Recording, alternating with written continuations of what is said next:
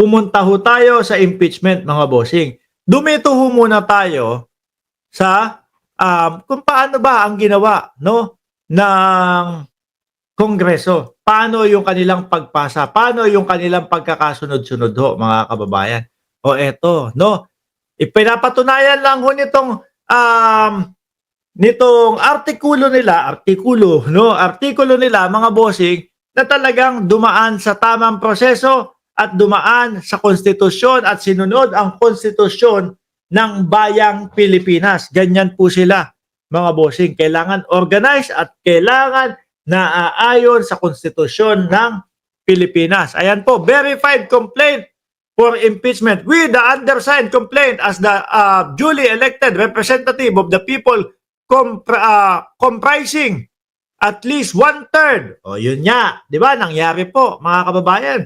Which is ang sinasabi po sa konstitusyon ng Pilipinas, 1/3 lang ng Kongreso ang lumagda. Kailangan tumuloy na. Shall forthwith into trial. O yan nga po, verified. Kaya yung nila, 1/3 lang sila nung 19th Congress. Okay na yon. Ngayon, nature of the complaint. We are filing this complaint under and pursuant to the provision of Section 2 and 3, Article 11, Accountability of Public Officer of the 1987 Constitution. May pinagbisihan po doon sa mismong konstitusyon.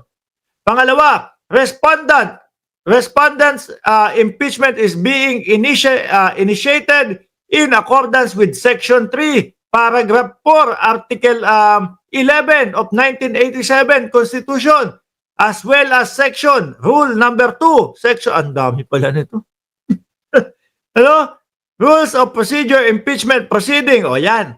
Base pa din po sa Konstitusyon ng Pilipinas, mga kababayan. The parties with the complainant, are all Filipinos, legal age, sila nga yan. Respondent, si Inday Sara Duterte. Mga bossing, hanggang 7 lang naman tayo dito. On July 1, 2022, respondents Duterte assume duties of responsibilities. Ayan yung paliwanag nila, mga bossing, no?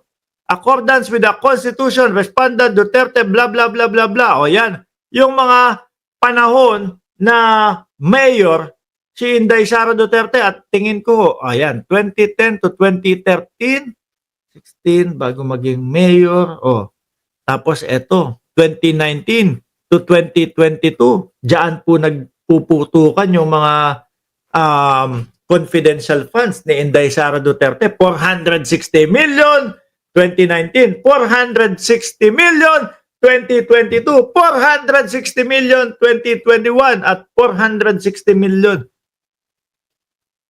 No? 2022, mga bossing. So sa madaling salita po, kaya pinakita po nila yung kabuuan na yan, kaya inilabas po nila yan para ipakita sa mamamayang Pilipino na lahat ng aming ginagawa ay nakabase at sumusunod sa konstitusyon ng Pilipinas. Ngayon no, ang tanong, sino ba ang hindi sumusunod sa konstitusyon ng Pilipinas? Yun pong napakasimple, isang word na forthwith, ipinagkakait nila sa mamamayang Pilipino. Na tayo ho mismo, mga kababayan, alam natin kung ano ang ibig sabihin.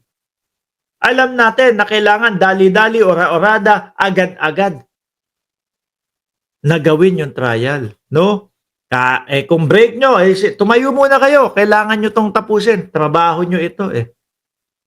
Ganun ho, mga kababayan. Pero yung nakikita natin, kay Escudero, kasama nung 18 mga senador ho, mga bossing, mukhang mga nagkakampi-kampihan para ho hindi masunod yung nakasaad sa konstitusyon. Wala naman pong nakasulat doon na dismiss, na pinlano nila nung una. Wala naman pong nakasulat doon, mga kababayan, na na remand. Pero yun yung nangyayari. Di po ba? Pero ganun ho yung nangyayari. Wala pa silang nakikitang ebidensya, wala pa silang nakakausap na mga witness, etc. Pero ang gusto nilang mangyari, i-dismiss na agad. Kawawa naman ho yung mamamayang Pilipino. No? Sa atin po kinakaltas yung mga tax eh. Tapos ang gagawin po yun, pagsasama-samahin po para maging pondo ng bayan. At pondo ng bayan, doon po kukunin yung mga sinusweldo nitong mga senador na ito. 300,000 kada isa dyan na nanggagaling ho sa atin. Tapos ngayon, eto, naghihingi tayo. No, nanghihingi ho tayo. Saan po napunta yung tax namin? Pwede pong bigyan no kami ng kasagutan. Eh, sabi po, meron po mga nakitang ebidensya na ipinasa po, no? Para i-impeach si Inday Sara Duterte, parang dun lang po eh. Baka pwede po, pakituloy, no? Tayong sambayan ng Pilipino. Pati po yung mga malalaking eskwelahan, nakisali na. Ano sabi? Pagkakaintindi namin dyan, eh, straightforward, no? Agad-agad nalitisin. Pero, dahil nga po, yung mga senador, mga kababayan, eh, sila po yung nasa poder, wala tayong magawa. No? Parang sinasabi na lang sa atin, taong bayan lang kayo, kami ang nakapoder dito, wala kayong magagawa. Di po ba? Ayan, no, kompletos recados. Pero ang ginawa ho nila, eh, ibinalik pa sa Kongreso para ano, o i-check nyo nga yung impeachment na ipinasa nyo o ipinasa nyo sa amin. Kung sinunod ba niyan ang konstitusyon, parang sinampal pa yung Kongreso, mga kababayan. Kaya doon natin nakikita at doon nasasabi ng sambayan ng Pilipino na, nako, itong mga senador na ito, nahahalata natin na dinidelay nila. Ako ho, naisip ko kagad na nung sinasabi pa lang at tumutunog pa lang, naririnig pa lang nila na merong ihahain na impeachment, basa ko dyan sa mga yan, binabalangkas na nila yung petsa kung paano nila iuudlot. Kagaya po nung nakikita nating nangyayari ngayon. Kagaya po nung biruin mo.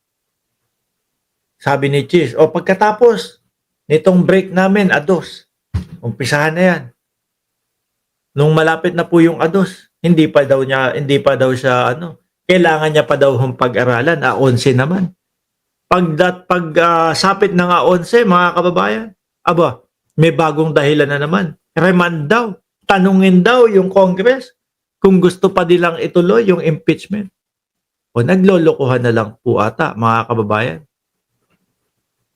Diba sabi ni Gracious Grace, hindi natin maiiwasan yung ganitong mga komento. Mga bossing, kasi po yan ang napapansin ng sambayan ng Pilipino. Nagko-close door mga yan with matching money talk. Yung mga pag-postpone, halatang halata naman po talaga, mga bossing.